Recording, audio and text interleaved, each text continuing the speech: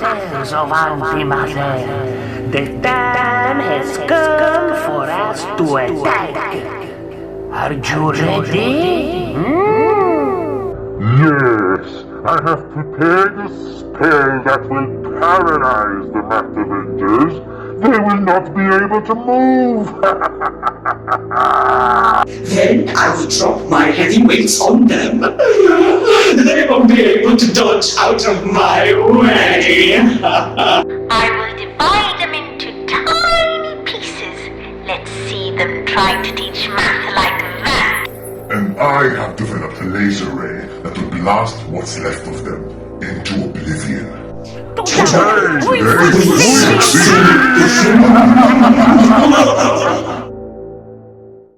Math Avengers!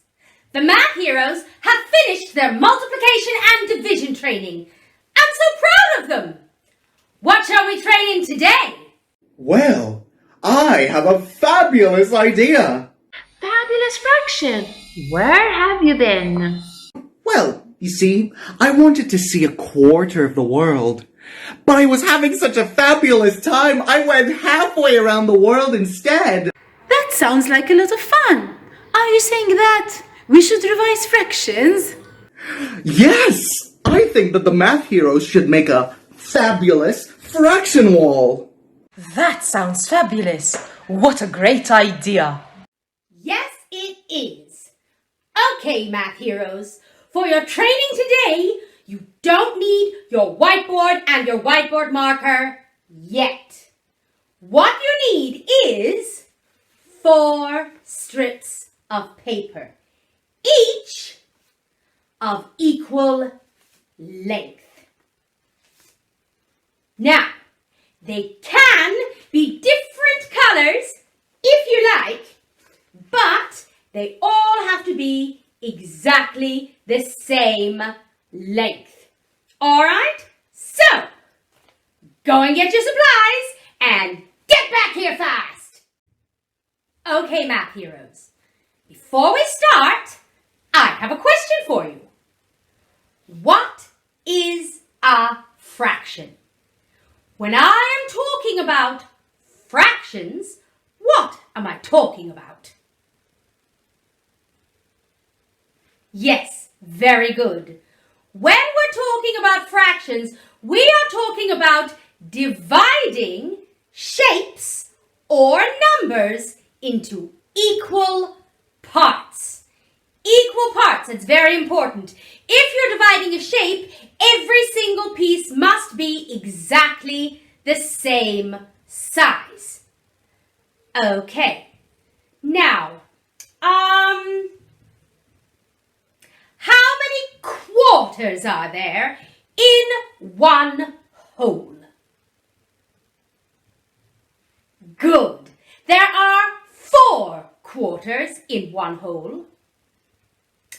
How many halves are there in a whole? That's right, there are 2 halves in a whole. How many thirds are there in a whole? Yes, there are 3 thirds in a whole. So, let's say we're dividing a shape into quarters. What is something that you can tell me about each quarter? That's right. Each quarter must be exactly the same size. How about if we're dividing a shape into thirds? What can you tell me about each piece of that shape? That's right. If we're dividing a shape into thirds, every piece must be exactly the same size. If each piece is not exactly the same size, then it is not a proper fraction. All right. Now, here I have my 4 strips of paper. Now, we are going to do something different with each one. So, I will take my first strip right here.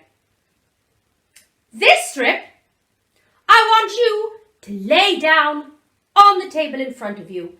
Leave it just as it is. We are not dividing this shape into fractions. This strip is one whole. It represents a whole shape. Okay. Take your second strip. Here is my second strip.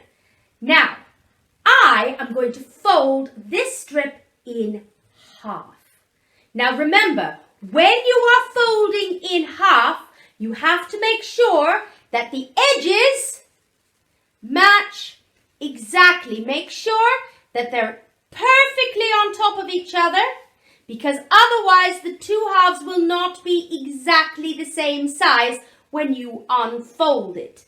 So, I have folded this one in half, and now I am going to unfold it and put it right underneath the other strip.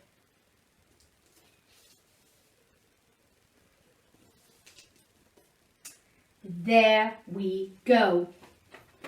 Now, what did we say the top strip represents?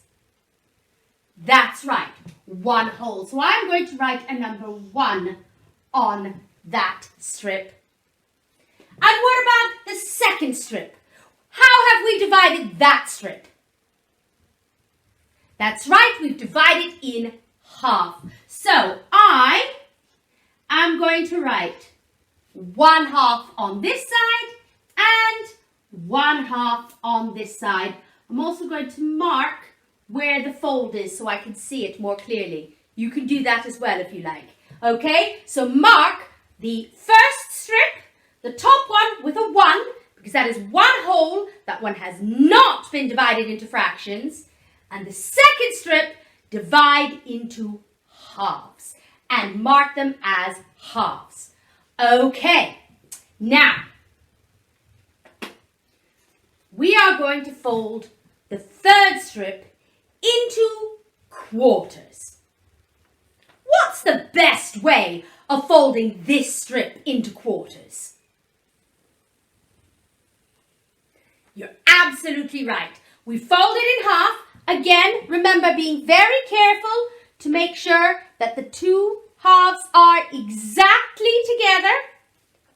So I fold it into half, and then I'm going to fold it in half again. Okay, I'm going to fold it in half again so that when I open it, I have the lines going across right like that. And I'm going to put this one right underneath the halves. There we are, right underneath the halves.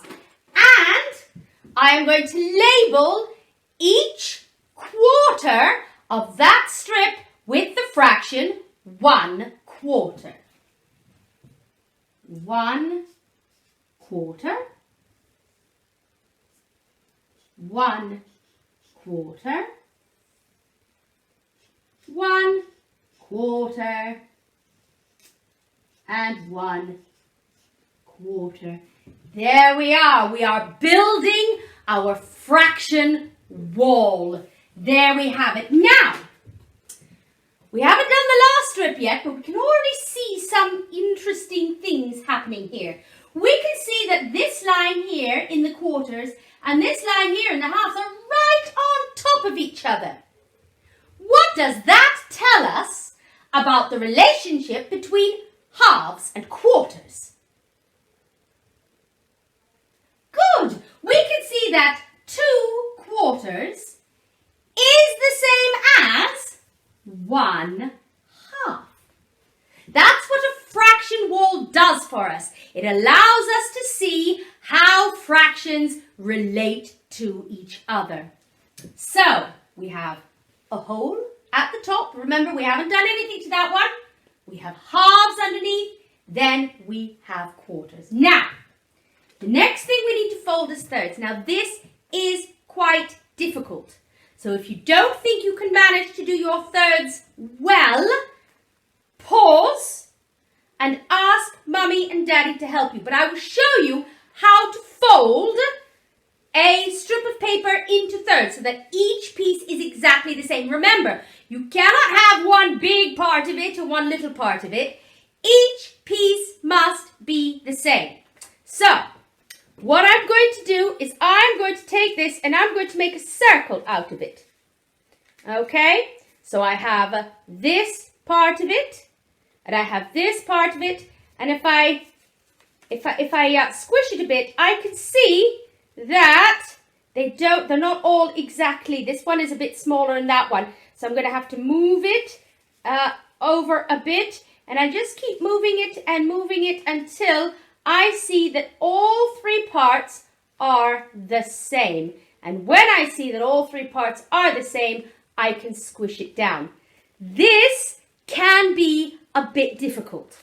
So, if you think you're going to need help, pause the video and ask Mummy or Daddy to give you a hand. Because remember, it is important that all 3 pieces must be the same size.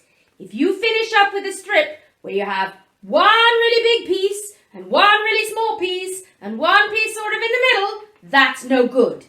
Each one must be the same. Okay? So, we stick that one underneath our quarters. Okay? And from that, I'm going to label each third. 1/3, 1/3, and 1/3. So now we have our fraction wall. There it is. Okay, so looking at our fraction wall here, we can answer some questions. What is bigger, 1/4 or 1/3? Yes, we can see that 1/3 is bigger than 1/4. All right. Which is smaller?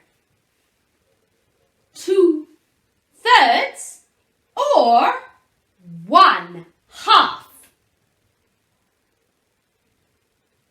Very good. We can see that 2/3 is bigger than 1/2. All right, so we can use our fraction wall to help us work out questions about fractions. Very well done. Prepare to attack on my command. Wait, why are you in command? You don't tell me what to do. The Math, moreover, doesn't follow anyone's command. What do you think what I'm talking about? Oopsie! My powers of division have divided the group against each other. I'd best sort this out before we attack each other instead of the Math Avengers. Okay, math heroes. Now is the time when you need your whiteboard and your whiteboard marker. So, if you don't have them yet, go and get them. Okay, math heroes. We are going to use the fraction wall that we have just made to help us draw a number line. But this is going to be a different kind of number line. This is going to be a fractions number line. Okay, so I make my number line right underneath my fraction wall, and I make it exactly the same length as my fraction wall. Okay, my number line is just the same length as the strips that I used for my fraction wall.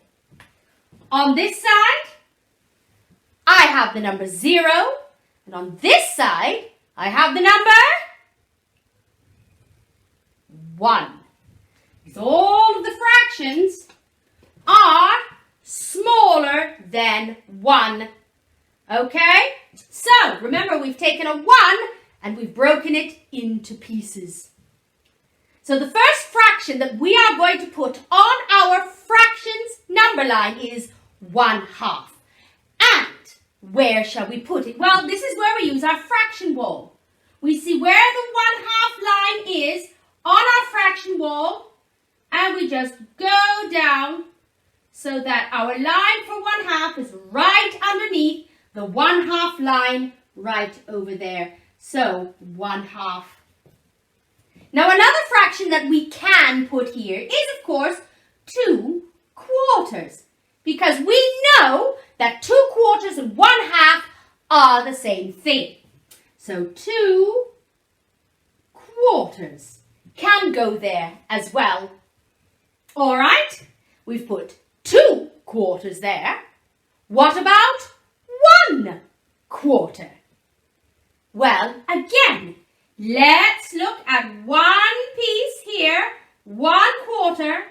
Follow the line down, and we draw our line right underneath. Try and do it more neatly than I did. Right underneath the 1/4, right over there. So,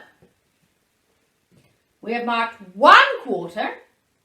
We have marked 2/4. What about 3/4? 1/4, 2/4, 3/4. So we can just follow that line right down, follow that line right down and mark our 3/4 on our number line. So here we have our 1/2. Here we have our quarters. Now, let us mark our thirds on our number line. Again, follow the line down. 1/3. We see where the line is, and we follow it down. So we mark right underneath the line for 1/3, 1/3. Okay? So, there it is, right where it belongs, right after 1/4, because we've already said that we can see from our fraction wall that 1/4 is smaller than 1/3. So we have 1/4 and 1/3 after it. Okay, we have one more fraction to place, and that is, of course, 2/3. So 1/3 is over there, and 2/3, again, follow that line down, is right there. And now we have all of our fractions onto our beautiful fraction number line. And now we can use our number line to answer some questions. Now, which fraction is larger? 2/3 or 3/4? Yes, we can see that 3/4 is larger than 2/3. That's pretty cool. All right then. Which fraction is smaller? 2 quarters or 1/3? Good. 1/3 is smaller than 2 quarters. Which fraction is between 1/4 and 1/2? Can you see it? Yes, 1/3 is between 1/4 and 1/2. Excellent job. So, you can see that we can use a fraction wall to help us see the relationships between fractions, and we can use a fraction number line to help us tell which fractions are larger and smaller, to help us compare fractions. Very well done. Fabulous job, math heroes! What do you think, fabulous fraction? You know what I think? I always think that fractions are fabulous! And you know what? I also think that the math heroes are fantastic, faultless, fierce, and fabulous! I agree. Math heroes, to complete today's training, do page 46 in Activity Book 2C and post it to your portfolio. You know, the Mathters of Antimather have been very quiet today. Let's hope it stays that way. I'm terribly sorry that my powers affected you so badly. It seems to me that your power of division does help us in our attack. If we can turn it on the Math Avengers. I will need to be close to them for it to work. Where is their headquarters? Well, it's a secret, of course. None of us know where it is. It seems to me that all we need to do is find it. Then we can strike them directly. Yes! All of our powers work more efficiently if we are closer to our target. And when we find it, we shall crush them.